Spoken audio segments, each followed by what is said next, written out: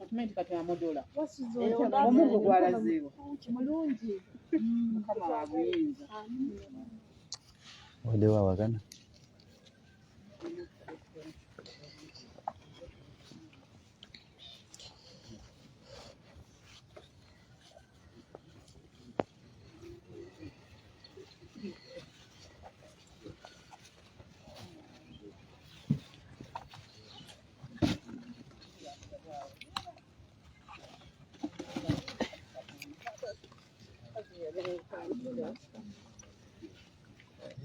Bana imuri mutia. Kama yabazibwe. Amen.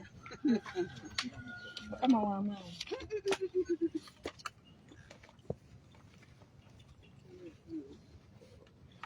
Chokawa naye mulokole. Uliutia.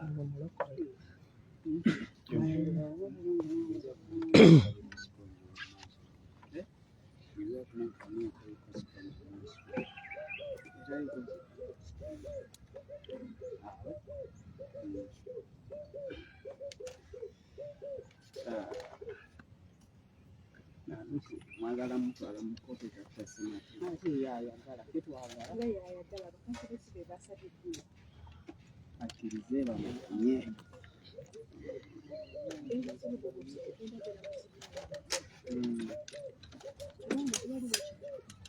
nete balina nakunaani abaana byabufuzi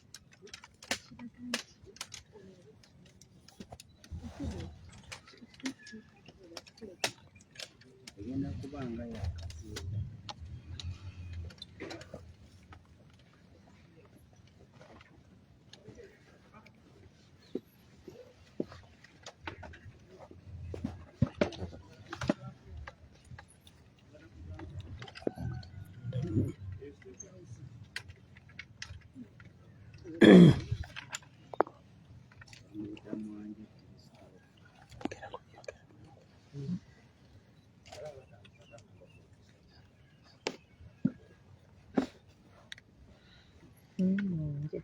Bobi nam kama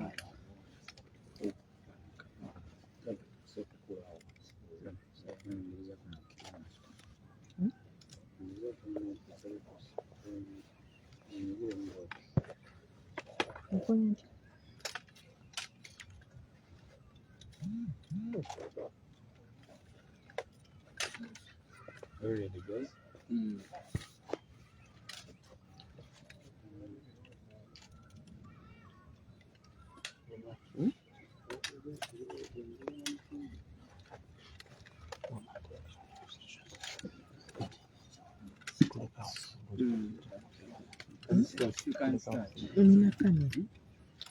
Mbaniriza bannange mwebale kubeerawo mwenna. Twalina omukisa kuno okwanirizaako bannayuganda bali abatulaba wamu ne bakama bange bannakampala n'omukulembeze wange Robert Kyagulanyi Ssentamu ne ttiimu yonna. Olwaleero tuli wano nga tugenda kwogera ku nsonga ezimu ziriwo mu ggwanga oba ezeetaaga okulaba nti tuyimusa amaloboozi gaffe okulaba nga tuzoogerako ng'abakulembeze. Amanya n'eddoboozi nze Shamim Malende omubaka omukyala owa Kampala District era nga nkola nga Shadow Minister ow'ensonga z'amateeka. Ensonga ze tugenda okwogerako enkulu bannakampala ne bannayuganda zibatumye tubeere nga ngattako eddoboozi lyange. Ensonga enkulu essaawa eno ziri 3. Ensonga esooka ekwatagana ku kiwamba abantu ekigenda mu maaso. Nga munnamateeka akoze omulimu ogw'amaanyi era akyakola ne ttiimu yonna nga bwe tulwana okulaba nga tutaasa abantu baffe, njagala okugatta eddoboozi lyange ku kuvumirira ekiwamba abantu ekigenda mu maaso mu ggwanga. Tuvumirira ekikolwa ekyo kubanga ebikolwa ebyo tebiri mu mateeka n'ebikolwa ebyokubeera nga abantu baffe batulugunyizibwa. Nawe twogerera essaawa eno tulina abantu baffe bangi nnyo abakyabuzibwawo nakati abali mu kuwambibwa naye nga tebamanyiiko mayitire. Nolwekyo nga minisita akwasisa ensonga z'amateeka mu gavumenti erinza okulayira, eddoboozi lyange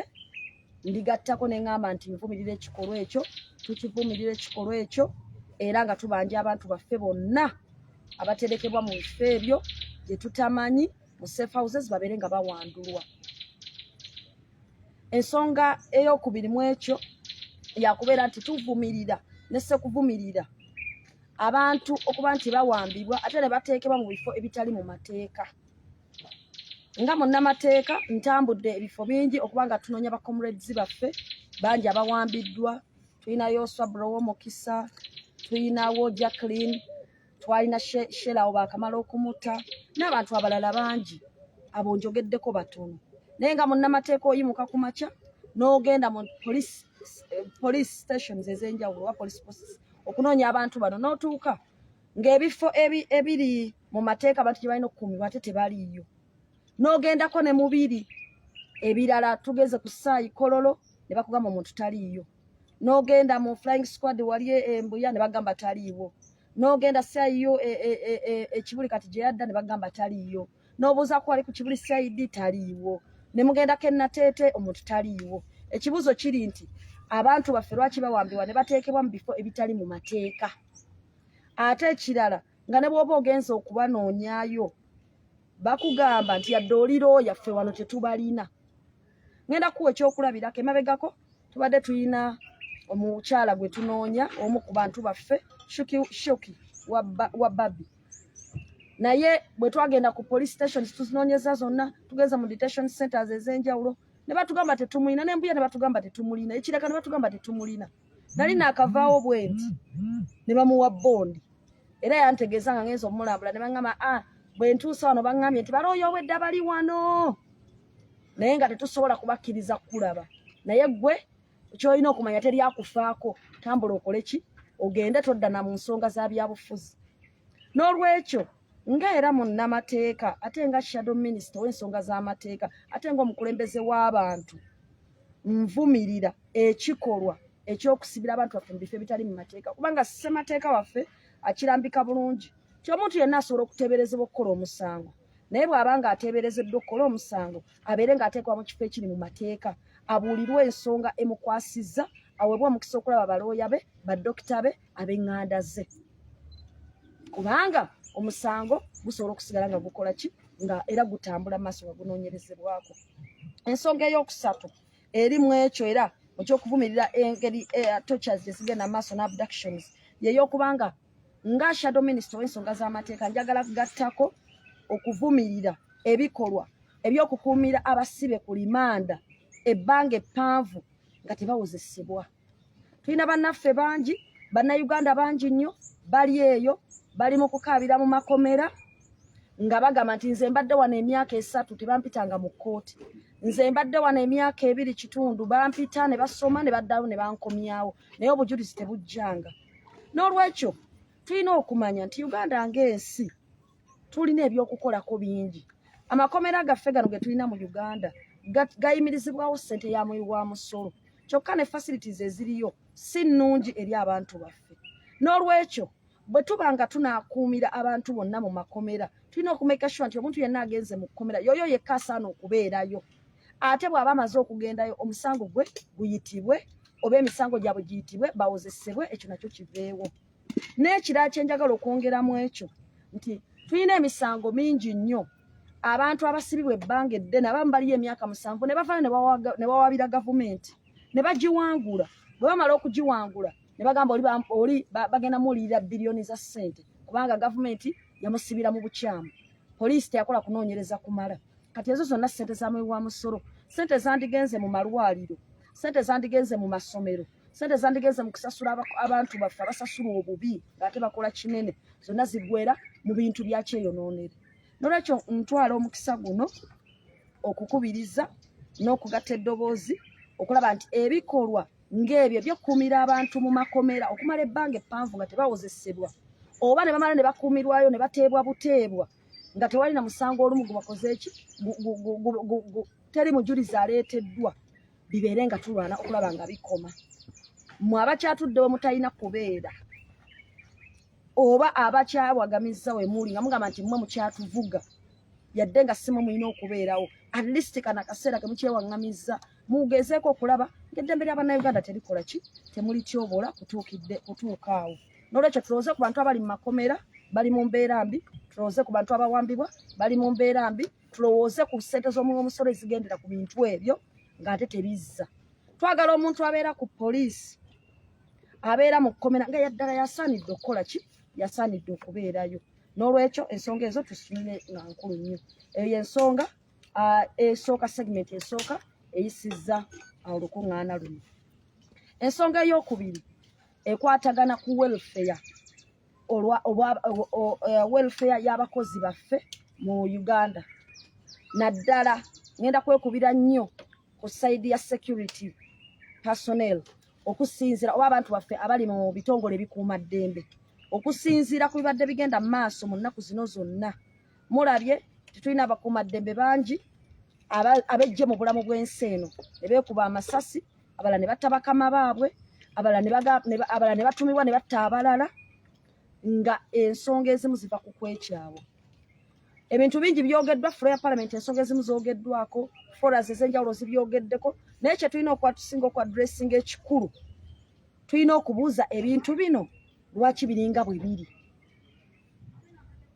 tutunulidde aba security oba abakuumaddembe naye njagala ojjukire waliyo abasawo ebbanga lyemulugunyiriza lingi ku musaala omutono be batujjanjaba tuyinayo abasomesa bemulugunyiriza ebbanga naye babatunulira kyamuli tuyina abantu bangi ba drivers recently mwalaba driver bwe yavaayo okwogerako ne bamukwata gundi ono gundi asembye ow'omulamuzi baamuwadde bwigundi bakamuwa bwibbeero bagimuwadde I think yesterday naye nga buuza kiki ekimuvunaanya amaloboozi ago gandibadde gatuyamba kumanya nti abantu baffe bali mu mbeera mbi kyekiseera ng'eggwanga Uganda tutuule wansi tuddemu tutunuulire salary structure ensasula y'abakozi ba gavumenti n'abantu abakola emirimu egy'enjawulo kuviira ddala ku toopu waggulu paka wansi bw'obanga omubaka wa paalamenti omuwa ssente nga musobola okutwala ne mugamba nti ababaka ba paalamenti ssente tuzitemyeko oba wakati zigendeko ku basawo zigendeko ku basomesa zigendeko ku badrivers zigendeko ku basecurity personnel omukulembeze oba omuntu atudde mu ofiisi gye tuyita ya fountain of honor agiremeddemu awalina okubeera pulezidenti waffe tuyinza ogamba te expenditure eyitiridde essente ezimusasulwa tuzitemeko zigende mu baano kubanga ffenna tuli mu Uganda tuli mu Uganda emu tetusobola kutambula nga abamu essente w'omusolo egenda nnyo ate abalala balina okutuwa service tetukola tetubadde nti tuba considerings so n'olwekyo pointi yange eri ku ki nti kino kyekiseera gavumenti ya Uganda n'abali bonna mu bifo ebisalawo okutwala ensonga za welfare y'abantu ng'ekikulu olwaleero paalamenti ya Uganda bwebanga eteesa ku nsonga z'emisaala gy'abantu oba okutereeza embeera tubeere nga tetwogera bwogezi nti tulinganga abagenze mu debate ti paalamenti okwata akaseera n'oyogerawo ne bakulengera nti wayogedde public teri interested mu kulengera nti oyogedde nnyo ku ffulo abantu abatulonda bali interested mu kulaba enkyukakyuka mu bulamu bwabwe n'olwekyo ne batubanga tuli ku paalamenti obanga bwe tuddukanya paalamenti tufuba okulaba nti newe tuteesezza ekintu kimu naye nga tukitadde mu nkola abantu kijja bakolera nnyo amakulu njagala okubisseemu senga paalamenti eddako okutuula egamba ku lwokubiri nti tusazeewo emisala ffe ng'ababaka ba paalamenti twegasse ne tugamba nti ffe ku ssente zaffe ng'ababaka aba paalamenti buli mubaka bajja musalako miliyoni 5 buli mwezi oba 10 zigende zigabanyizibwe mu basawo abasomesa ba drivers ba cleaners baani ba security personnel abantu baagala ebintu ebikyusa ku bulamu bwabwe era nze nga Shami mu Malembe nze ndi ready omusaala gwange nti musaleeko bamwagalako miliyoni 5 bamwagalako miliyoni 10 tubeere nga tutebenkeza obulamu bw'abantu baffe kuba mu Uganda tetugenda ku livinga mu isolation n'obeera oli mbaka wa paalamenti n'obeera oli fountain of honor n'obeera oli ng'olina PhD weetaaga driver weetaaga cleaner weetaaga security guard weetaaga omusomesa bannange weetaaga omusawo ne besoogeddeeko n'olwekyo tutandika okuwa abantu bano makulu welfare yaabwe ensonga zaabwe zireme kwogerwako bwogerwa nga tooko show ono n'akwata akazi naye bafunayo bati tubongeze n'omulala n'akwata tuyindoza twandibongeza Minisita najja nakola statement. Minisita najja nakola statement agamba kangende mumpeebwe ennaku 3 yakukomawo mbyogereko. Ne wabawo diversion endala ejja ekyo ne kifa. Abantu baffe banyigirizibwa bali bubi. Bwe ngenda ku issue ya recent shootings ezibadde ku security ng'omukulembeze kubanga obeera member wa parliament ate ng'oli mu capacity gyentudde mu shadow minister wa justice ofuna amaloboozi mangi. Mfunye amaloboozi mangi nnyo nga abantu bantuukirira wano ne gye ntambulira yonna aba security abakola mu police Uganda Police Force nga baŋŋamba nti Shamimu bw'obeera mpaka parliament obeera oyogera national voice eddoboozi ery'eggwanga awamu tuyambe naffe mutwogerereko ffe bwe tuneeyogerera bagenda kutugoba ku mirimu bangi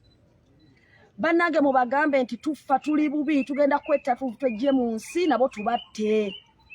era mubagambeko nti ffe abaranka eza wansi ate batuyisa bubi nnyo kyokka nga tubeera n'emmundu essaawa 24 mubagambeko nti tuli bubi baagala tusooke kwetta oba nabo tubatte bamanye nti eggwanga ligenze ne bagamba ekisooka ng'ovudde ku ky'omusaala gwaffe omutono ennyo n'embeera embi mwe tuwangalira mwe tusula naffe tulina abaana tulina abakyala tulina abaana tulina famire ez'okulabirira ebizibu bye bayina naffe bye tulina ebyetaago bye bayina naffe bye tulina ne baŋŋamba naye Shamimu ekisinga otuluma honorable ky'oba batugambira tulina sako yaffe eya Exodus eyo sako yo twandigumidde obusente nti kale batuwa obutono naye sente nazo ze batutwalako mu sako yaffe tetumanyi kye zikola tetumanyi ani azikozesa tetumanyi ngeri gye bazisala tosobola kuzimonitaringa kwegamba obanga agabyengabe tokonsentinga ng'oyingira weekanga bwekanzi nga bakusaze sente nga bakuyingiza lwampaka tomanyi ddi lw'onoozijjayo be bakupulaningira bureaucracy eri too much nawe bw'oyagala okwakisesinga sente zo sooka ogende wa dipiso gyeyo sente asima yakuwandiikira ebbaluwa ate omala oyambukewo omukulu akulira security department ate omala okukola ki kwegamba okubonaabona kuyitirivu ne bagamba bo bandirowooza nti sente zaabwe ziri mu sako ya Exodus aba security aba ranks eza wansi mweze muyita eza wansi abatali bamayinja mangi sente zaabwe bagambye baagala zikole kino wammanga ekisooka baagala okuyingira mu sako ya Exodus babeere nga balina eddembe okutegeera nti nyingira oli bwe bamala muwandiisa mu force abeere n'eddembe okumanya nti kati nyingira bamuwandiise ategere nti nyingidde olunaku bwe ruti mu sako bagenda kunsala ssente bwe ziti amanye nti kitandise naye bagamba erwaleero ekiriwo totegeera nti oyingidde oweekanga bekanzika ssente zonteme ekyokubiri bagamba tebasobola kumanya ssente zaabwe mmeka eziriyo kubanga tebakkirizibwa kuzikebera yadde ku balance n'agamba nti n'obeera olina bank account ogendako n'omanya ssente zange ziri bwe ziti n'oba olina mobile money ogamba kati nepezezaayo akakadde bo tebasobola kumanya na balance aliyo ekyo kibaluma nnyo kubanga kibalemesa mu proper planning ekyokusatu tebalina lukusa kugenda kujja ssente zaabwe programu abakulira Exodus be bagikuwa nti mu mwezi ogw'omukaaga olwokubiri n'olwokusatu buli ayagala ku ssente za Exodus ajja kujja asabe layini ebeera mpanvu abamu baba deployinze wala ng'ennaku ezebbiri taliiwo bayina ebyetaago ennaku ebbiri bwe ziggwako basatu tosobola kufuna ku ssente zo ate ng'olina okwewuuba ng'onoonya amabaluwa otokusobola okufuna ssente zizo ze baasalako nga tebasoose nakugamba n'olwekyo baagala bureaucracy eyo okubatambuza ku kendeere era n'ekirala babeere ng'ensonga ezo zitwalibwa ng'ekintu ekikulu n'ensonga endala yeyokubeera nti nno bwe baba bakendeza ku abductions no baba bakendeza ku bureaucracy basuubira okuba nti nno kiba kibeetaagisa okuba nti nno basobola okwakisesinga ssente zaabwe ne zibagasa naye n'ekisingako obukulu bagamba nti kale baba tebaagala tukwasa kashi waffe essente zaffe ze tusevinga mu Exodus tulina kye tuyita duty free shop edduuka eryo likuyamba gwe ng'owa poliisi ogendayo n'oggyayo ebintu oba n'ozimba akayumbako oba n'okola ki ssente zaffe engeri gye ziri za bulumi okujja waakiri bandibadde bazikyanolinga ne duty free shop eyo ne tubeera nga osobola okugenda mu dduuka eryo n'oggyayo ebizimbisibwa naye obanga ssente zaabwe teziterekeddwa naye wekiri kati aba Uganda Police Force bangi nno bangi bannange bagamba nti ssente zaabwe balabanga waliwo akakundi k'abantu akali endye era beekyaye nze bangi bensisinkanye nemba nvuga motoka ku kkubo bannyimiriza newemba nina wenda ze bannyimiza nemba ngenze ku prisons kulambula basibe bannyimiriza ne bantumbulira ensonga zaabwe ne baŋŋamba mutuwogerere nemba ngenze ku polisi kujjayo baana banziza mugu ne baŋŋamba tuyambe tuwogerere ne bootasuubira n'olwekyo ensonga eyo etwalibwe nga nayo kintu kikulu abantu abamu bagamba nti beekyaye waliwo abannyimiriza ne baŋŋamba nti olowooza bakiyamusse minisita bangi bakyafa bali bagala kufuna opiniyoni yange okitegeera nti wamma tubuuliremu bannyimisa ne baŋŋamba wamma tubuulire oyo kikyoyogera ku oyo eyasse mukamaawe naye mbagamba ndabanga awaliwo okwekyawa naye ndabawo n'okuba nti eggwanga lyaffe tekitegeerekeka kyetaaga okunoonyereza ne baŋŋamba katukubuulire kituufu kiri nti naffe wetufuna omukisa tukikola tuli bubi kyokka be tusuubira okutwogera tebatwogerera ate tutya nti ffe bwe tunaavaayo bagenda kutugoba batusibe abamu batutte eyo konsani balina y'amaanyi n'ekyo tubadde tusaba abakulu mwenna abali mu bifo ebyetaagisa ensonga ya Exodus Sacco egende eteekebwemu amaanyi ne baŋŋamba ne kino nti Shamim otula ku palamenti mu palamenti baleeta statements ne babalimba ne baŋŋamba gamba palamenti eveeyo waggulu ejje ku gurawundi statements ze babasomera mu committees za bulimba ffeffe nnyini abavunaanyizibwako tetulina mukisa kwogera bajja ne babalimbawo ne basomera ki statement naye nga reality ndala n'olwekyo nga bw'okozesa eddoboozi lya palamenti mukozese eddoboozi muli wamu tubeere nga tuwulirwa babeere ng'ensonga zaffe bazikolako n'olwekyo kiri that serious tugamba nti eggwanga lino buli omu waali abakulu baffe bonna mubalaba balina obukuumi obw'enjawulo obwabo abantu abali trained naye nkulayirira buli muntu ali mu katyabaga buli alina omukuumi ali mu katyabaga buli alina omuntu abusasulwa ssente oba ali mu mbeera enzibu ali mu katyabaga yadde nga mu mbeera ffenna tutambulira mu katyabaga so kitegeeza kino kirekawa security nti bano gye bajja beewaana nayo nti tugikoleredde tugitereezezza buli omu akiraba nti edobonkanye ate ng'ebidobonkanyiza bintu bitono kujja bantu ku mulamwa ku wabaleeta tuze keeping a land order tuze kubeera nga tulwanirira amateeka kati obakozesa birala tubaleese kulaba nti nno mugenda kuba ne discipline naye nga buli kimu kitambula kati omuntu atandika omukozesa ebitalimu ebyo bya training okukola naye atandika okuyisaamu amaaso naye kugamba nti twava dda ne ku mulamwa naffe lwaki tebatuwa eggwanga twajja kugamba nti teribbibwa kati tulaba babba lwaki naffe tebatuwa kati Uganda eri mu state eyo by and large ebyo byonna bikulaga ekifaananyi ekigazi ekya Uganda edobonkanye era bannayuganda ne bannakampala basigala bagamba nti tulina okusigala nga tuli ku mazima tulina okusigala nga twogera ebiruma abantu tulina okusigala nga tubaako kyetukola guno omulanga kankubire palamenti ya Uganda mwentuula nange kuba palamenti erina obukulembeze obwo nabo budaminiga kinene engeri palamenti gyekolamu emirimu gyayo negyerabika mu bantu kyabuvunaanyizibwa nnyo palamenti okulwa n'okukyusa ekifaananyi kyayo abantu ne bamanya nti ebakolera palamenti neeva mu kifaananyi ekyokuba tookosho nti tugendayoko ayina omukisa ne bamukwata n'ayogera kazindaalo ne bamunengera nti yayogedde naye nga at the end of the day omukisa obulamu bw'abantu wansi bunyigirizibwa nga tewali kikyukako palamenti mbadde nsaba tufuuke an action oriented parliament tukulembeze ebintu ebibeera biruma abantu ebweru byennyini bye tuba tukulembeza nga palamenti ate tukoleyo action ng'ekola ki ekyusa ku bulamu ffe nga palamenti tuveeyo waggulu eri tujje ku gurawundi eno wansi tubeere nga tufuna ekituufu ate tubeere nga tukikola ngenda kuwa akasembayo awo olwaleero tewali nsonga zisinga bukulu kwogerako mu palamenti ya Uganda nga enkozesa embi ey'emmundu n'obutemu obugenda mu maaso tewali kyoyinza kuteeka ku agenda ya palamenti kati kisinga gun violence n'abantu kuba nti beekyayi abantu baagala okulinga ekintu ekyo kyogerwako nga tekikoma mu kwogerako naye nga kifolowingibwa to the latter okuteekebwa mu nkola okutereera tewali kisinga kuba kikulu ssaawa eno nga kwogera kutulugunya ddembe lya buntu na tocha okuwamba abantu okubasiba obutabawozesa okwongera ku namba y'abalamuzi teri kikulu kisinga ekyo kati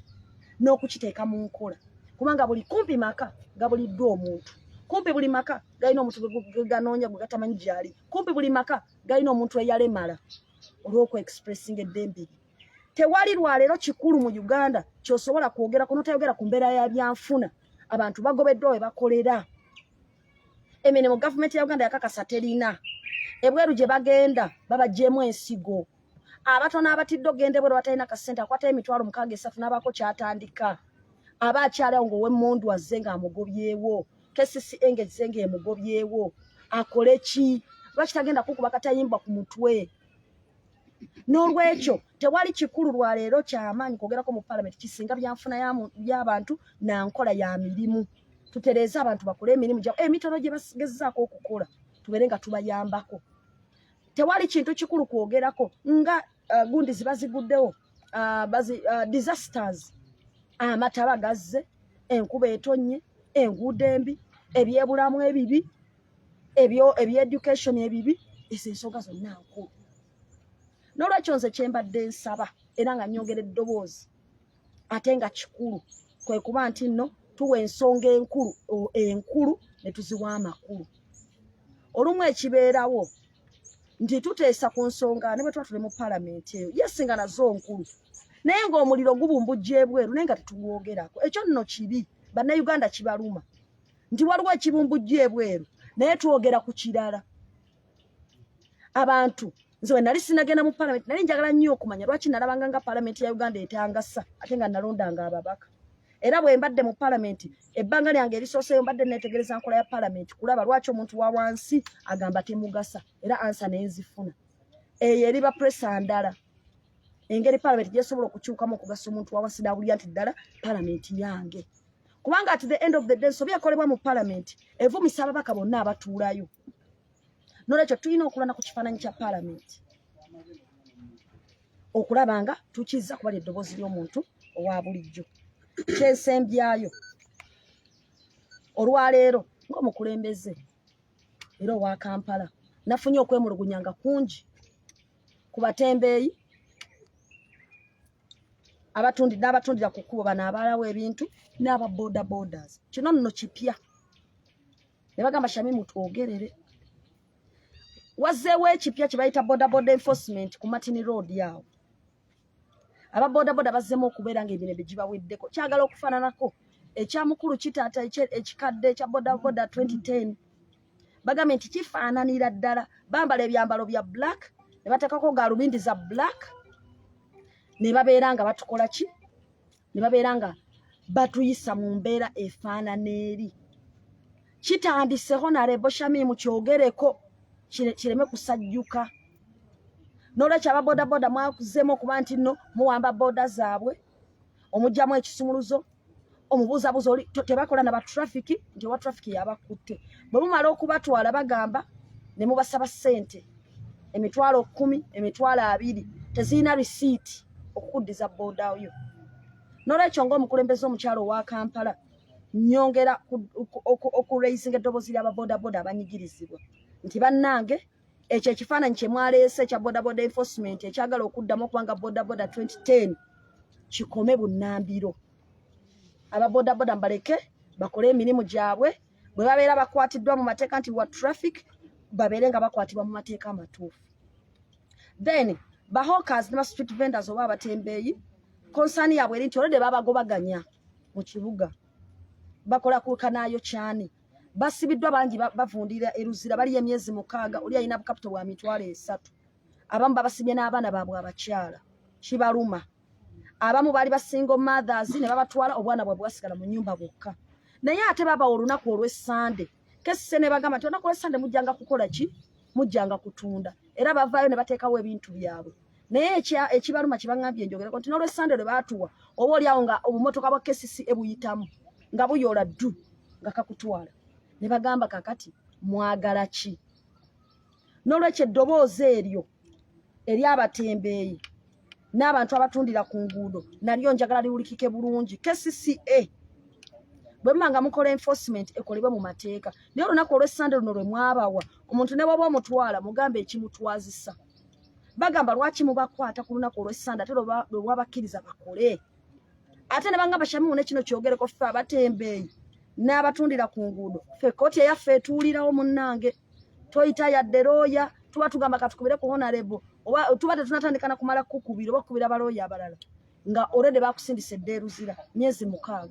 bakukwata ku makya ku ssaawa 4 5 kooti yeba etudde mwenda oba luzira emyezi 6 naye nga Shamimu nina capital wa myezi wa mitwalo emeka 3 6 mitwalo 10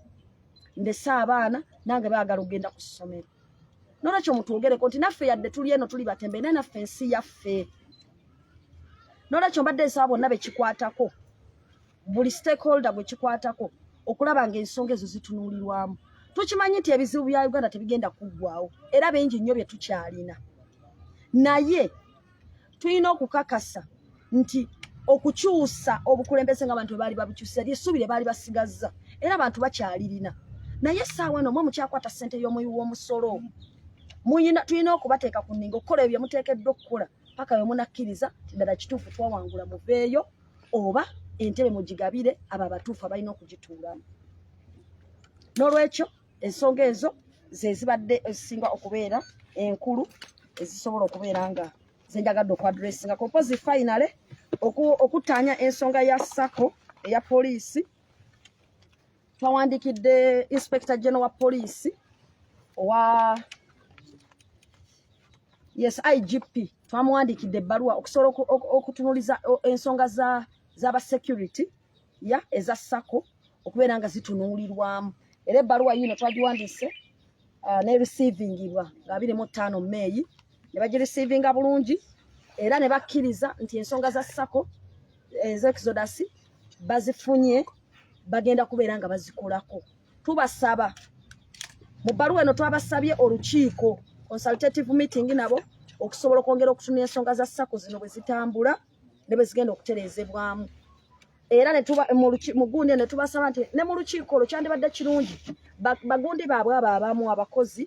baba basobola okubatuuzaamu nabo enkiiko munda ne babeera nga basobola okuwuliriza ensonga zaabwe so tusuubira essaawa yonna okuba nti tufuna communication okuva wa IGP okwongera ku nsonga za welfare ey'aba security personnel n'aba police okusingira ddala so n'olwekyo eyo y'ensonga enkulu bannange mwebale nnyo mwebalire ddala ensonga y'okusala ku misaala eyo baani bosimbyeko essira mulimu baminisita ba MP ba sipiika nekirala olina enteekateeka y'okutwala ekirowoozo ekyo mu paalamenti nti oba oli awo emisaala gitandika okukikirwako gigabirwa abakozi aba wansi kya buvunaanyizibwa nnyo okulaba nti ssente ezisasulwa okuviira ddala kwatudde mu ntebe y'obukulembeze oyadde oli MP oba oli minisita oba oli meeya oba oli ani naye ng'ofuna essente ezinaanuuseeko tubeere ng'essente ezo tuzisalako zigabirwe mu bantu bano abasawo abasomesa aba security ba cleaners abantu abakola emirimu egyaki egirala gye tulaba gye tugamba nti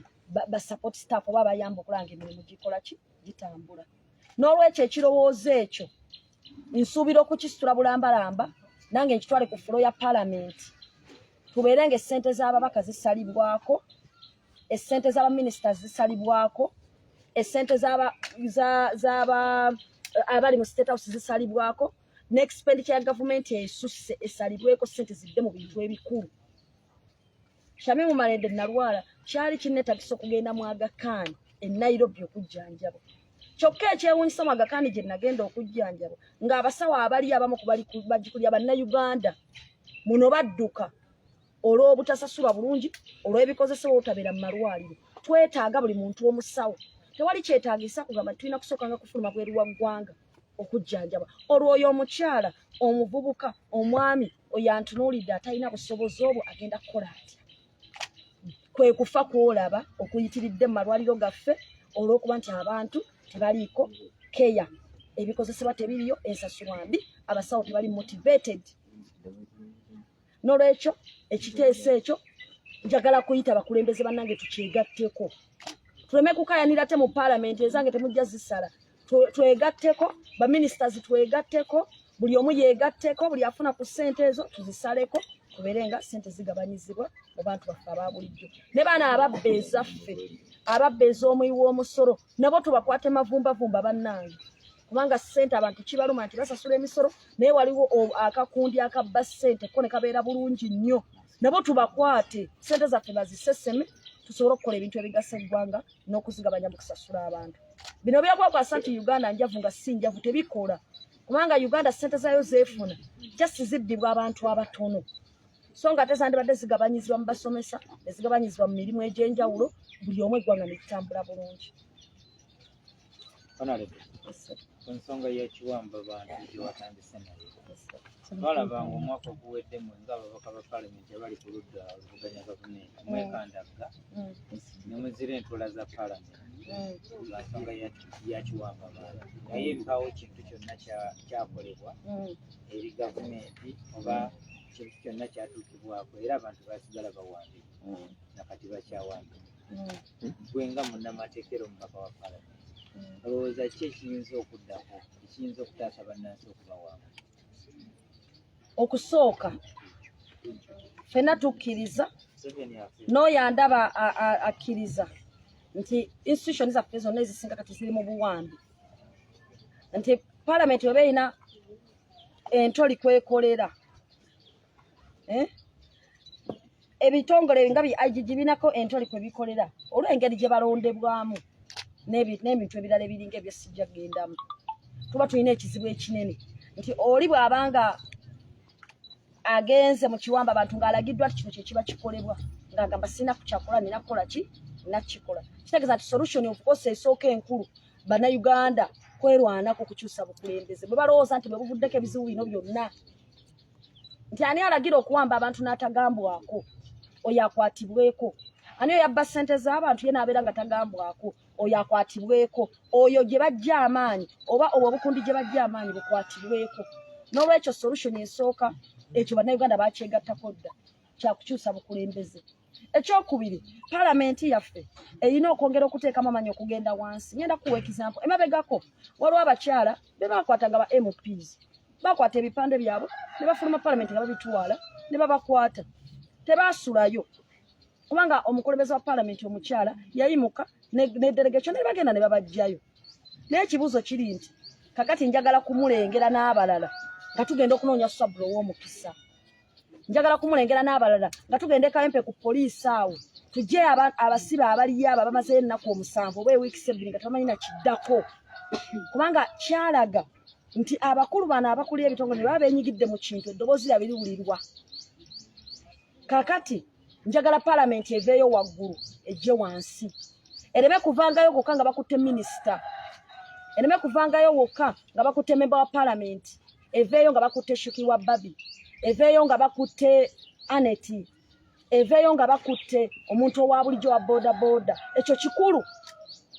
tuleme kulaga nti mu Uganda mulimu abaana n'ebyana. Nti Shamim Mande bw'onaakera enkya nga toli memba wa Parliament naye banaakutulugunya, Parliament ejja kusigala ng'eteesa kubanga ali mu kaduukulu si memba wa Parliament. N'olwekyo ensonga nkulu.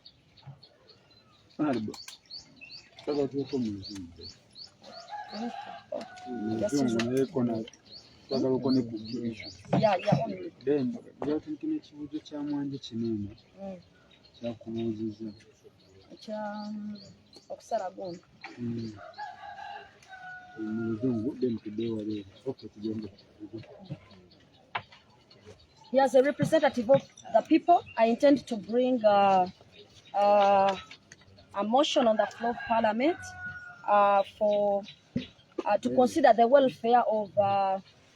people who work in government, especially security personnel, teachers and doctors,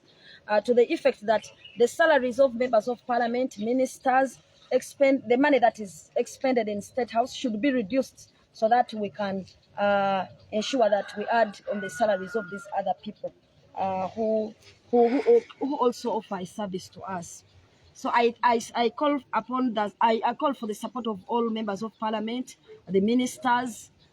people who work in State House, and everyone who earns big to support this motion for the sake of our country. Because as you can all see, you have seen the recent shootings,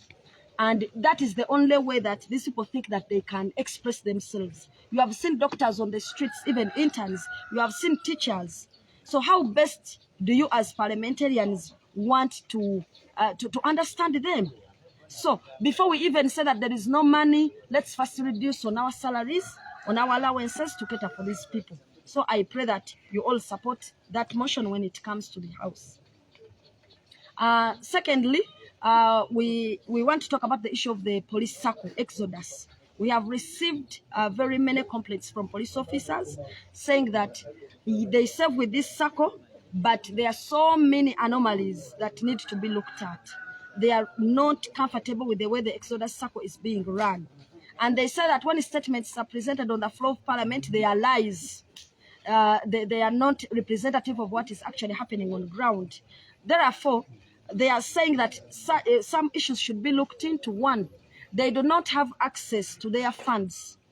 So they pray that a more organized system should be put in place so that they can easily access their funds, and the bureaucracy should be reduced in accessing their funds. But also secondly, they say that it is very hard to check out the balance that you have on your account because you have no way of monitoring how much money you have on your Sacco account. So they pray that that issue should also be looked into. But they also say that you cannot actually, you don't consent when you're joining. So it is actually very hard to know that now they have started cutting my salary or not. So they pray that that issue should also be looked into.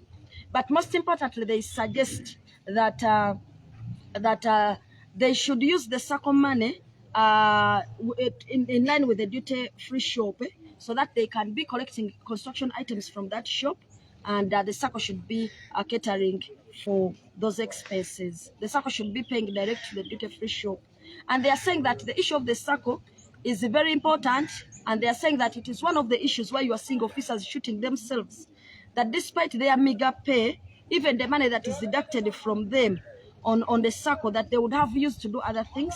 it is being stolen by just a few people, and they cannot access it to help themselves out. You have seen officers going to get bank loans from money lenders. So a police officer is asking, why would I go to a money lender if I have this money which is served in a Sacco? So those are some of the issues that they are looking at, and they say that they should be addressed.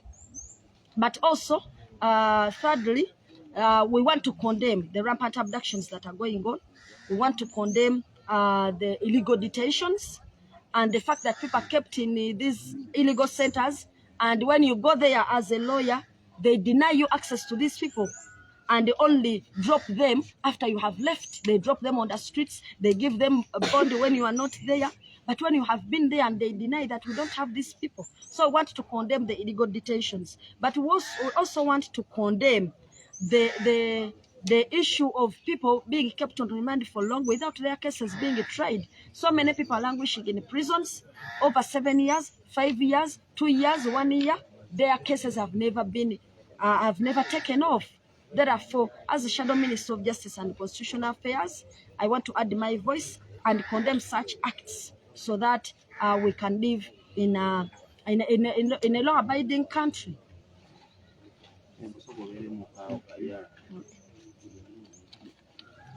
But the Exodus, you may need we wrote to the IGP.